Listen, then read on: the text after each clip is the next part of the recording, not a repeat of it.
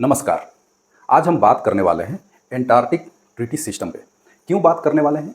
क्योंकि 46वां 46th Antarctic treaty का जो कंसल्टिव मीटिंग है वो इंडिया होस्ट करने वाला है अभी 20 से 30 मई तक इसी वर्ष। क्या इससे पहले इंडिया ने कभी किया है इस ऑर्गेनाइजेशन को? बिल्कुल किया है। इसकी मीटिंग पिछली बार जो हेल्ड हुई थी वो 2007 में हेल्ड हुई थी।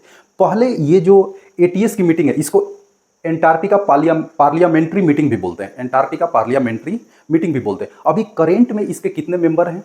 तो इसके मेंबर हैं 56। कितने हैं? 56।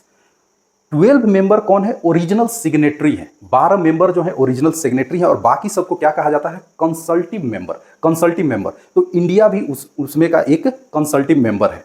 पहली बात, कहाँ हो रहा है 2024 में? तो 2024 में हो रहा है कोचीन, केरला में। इसको ऑर्गेनाइज करने के लिए फिनांस कौन करता है? तो मिनिस्ट्री ऑफ अर्थ साइंस।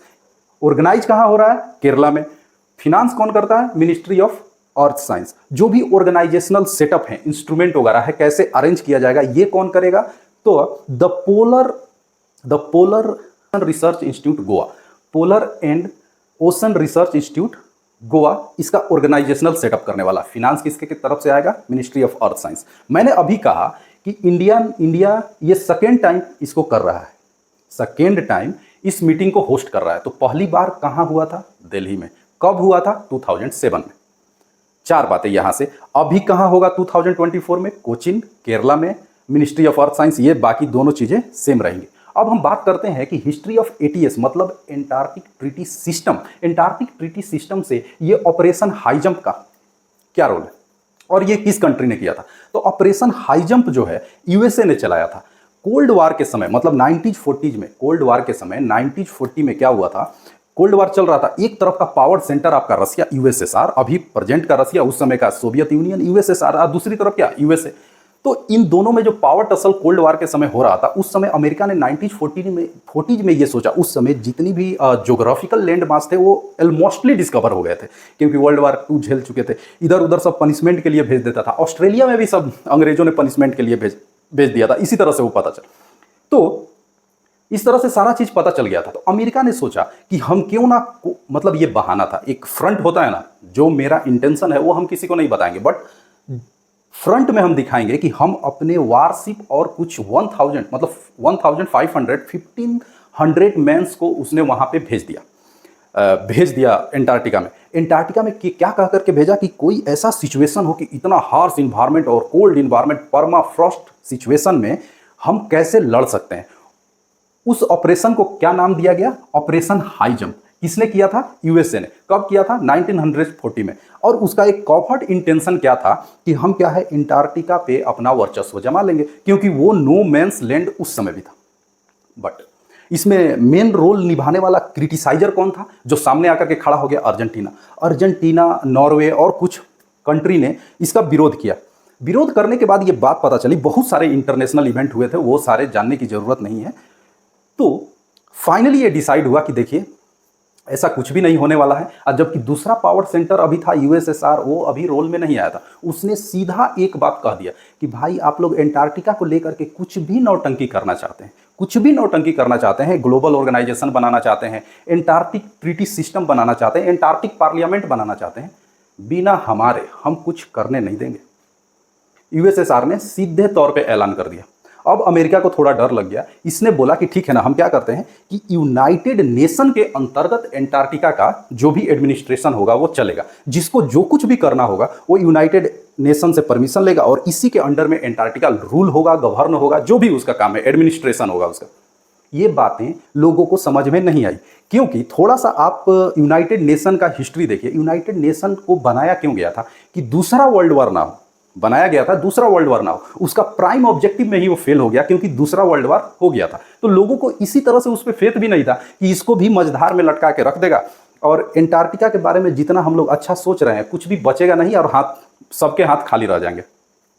तो फिर जा करके 1956 में ये चीज तय हुआ कि देखिए हम एक काम करेंगे, हम एक एंटार्क्टिक ट्रीटी बनाएंगे जिसमें 12 मेंबर थे इनिशियली। 12 का नाम जानने की जरूरत नहीं है। उसमें अर्जेंटीना, आपका अर्जेंटीना हो गया, चिली हो गया, नॉर्वे हो गया, यूनाइटेड स्टेट हो गया, यूनाइटेड किंगडम हो गया, फ्रांस हो गया। तो ये सारे कंट्री मिल करके बारहो ने एक बनाया। इसको इफेक्ट में कब आया? 1961 से। 1961 से।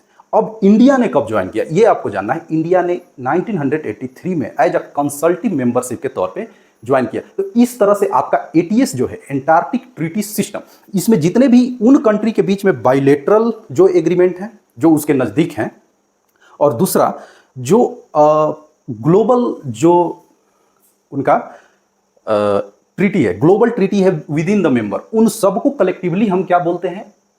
एंटार्क्टिक ट्रीटी सिस्टम या एंटार्क्टिका पार्लियामेंट। इंडिया का रोल इसमें बहुत महत्वपूर्ण है। इंडिया ने कब ज्वाइन किया था?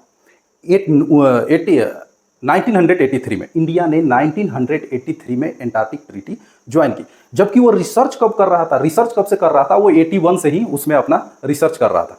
देखिए, ये आपका 5th लार्जेस्ट कॉन्टिनेंट है, नो मेंस लैंड है, किसी का अधिकार नहीं है, ये गवर्न होता है एटीएस के द्वारा।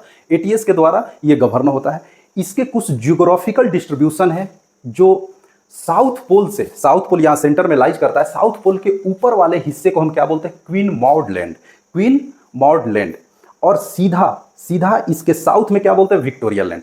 ऊपर क्वीन मॉड लैंड, नीचे विक्टोरिया लैंड। आपके ईस्ट में बिल्किस लैंड और आपके वेस्ट में मैरी बार्ड लैंड। इतना याद रखना है। और ये जो निकला हुआ है ना दुम पूंछ की तरह, इसको बोलते हैं ग्राहम्स लैंड। पूंछ की तरह निकला हुआ है, वो कभी नहीं भूलिएगा, पूंछ की तरह निकला हुआ है ग्राहम लैंड। अब माउंट क्वीन माउंट लैंड हमारे लिए इसलिए इंपॉर्टेंट हो जाता है कि इंडिया का जो पहला दक्षिण गंगोत्री 1983 में जो रिसर्च स्टेशन खुला था वो क्वीन माउंट लैंड में ही था। बट ये क्या है? अभी काम नहीं करता है। 1990 में आइस में दब गया। ये कब तक काम किया? 1990 तक। दक्षिण गंगोत्री 1983 में ओपन हुआ, 1990 तक ये आइस में वहां पे दब गया और ये खत्म हो गया। अभी ये अनऑपरेशनल है, उसका कोई मतलब नहीं।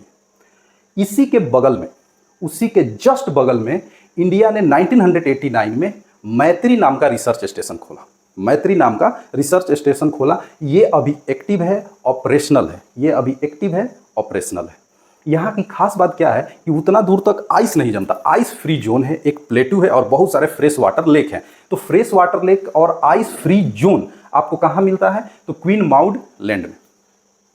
तीसरा, एमेरी जो आइस सेल है, यहाँ पर एक क्रिक है। यहाँ पे 2012 में इंडिया ने भारती, 2012 में भारती खोला। ये अभी सबसे करंट है और हाईटेक है, ऑपरेशनल है। यहाँ पे हम विंटर में भी एग्जीबिशन कर सकते हैं। खैर मैत्री में भी कर सकते हैं, पहले वहाँ पे नहीं कर सकते थे। इसमें क्या है कि 25 मेंबर की इतनी फैसिलिटी है मैत्री में कि विंटर सीजन में भी यहाँ पे 25 मेंबर रह सकते हैं। और लेकिन यहाँ पे 47 ऑलमोस्ट 50 के आसपास रह सकते हैं। यहाँ से मेजर, यहाँ से अगर मैं एक लाइन खींचूँ ऐसे, और ये अगर नापा जाए, मतलब मैत्री से पैरेलल, और जहाँ पे पैरेलल आता है वहाँ से उसका डिस्टेंस, तो ये डिस्टेंस कितना है? 3000 kilometre. 3000 kilometre east from the मैत्री। 3000 किलोमीटर ईस्ट फ्रॉम द मैत्री। तो ये 3 रिसर्च स्टेशन इंडिया ने ऑलरेडी बनाए हैं वहाँ पे। मैं क्या आपको बताना चाह रहा था कि यहाँ पे जितने भी 56 मेंबर हैं उनके भी रिसर्च स्टेशन यहाँ पे हैं। अच्छा, ये एटीएस का मकसद क्या है? एटीएस का प्राइम ऑब्जेक्टिव ये था कि किसी का लीगल राइट ना हो केमिकल या फिर क्या बोलते हैं उसको, केमिकल या न्यूक्लियर एक्सप्लोरेशन, मेटलर्जिकल ऑपरेशन, मिलिट्रिलाइजेशन, ये कुछ भी नहीं होगा। और ये सारे लोग सिर्फ रिसर्च के लिए, साइंटिफिक रिसर्च के लिए ये लैंड जो है रिजर्व रहेगा। अभी का प्रॉब्लम क्या है? जो अभी जो मीटिंग होने वाली है कोचिन में, इसका वहाँ का एजेंडा इंडिया क्या रखने वाला है?